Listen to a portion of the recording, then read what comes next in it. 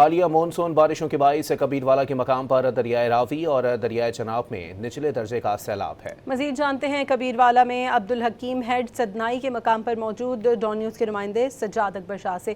جی Sajjad, update کیجیے گا۔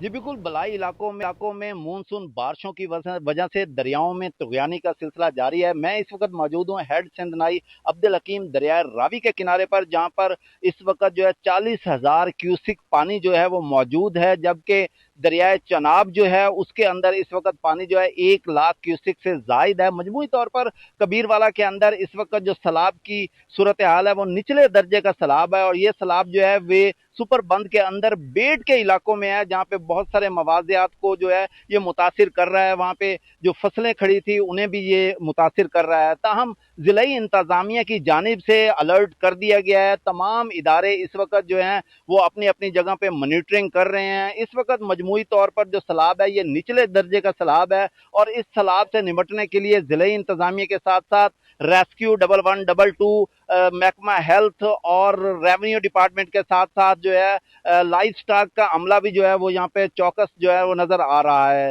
تاہم کہیں کہیں دریا کے کٹاؤ کا سلسلہ جاری ہے، لیکن مجموعی طور پر نچلے درجے کے سیلاب کے پیش نظر یہاں پر چیزیں کافی حد تک کنٹرول میں ہیں۔ جی بہت شکریہ، ہمارے نمائندے سجاد اکبر شاہ ہمیں اپڈیٹ کر رہے تھے۔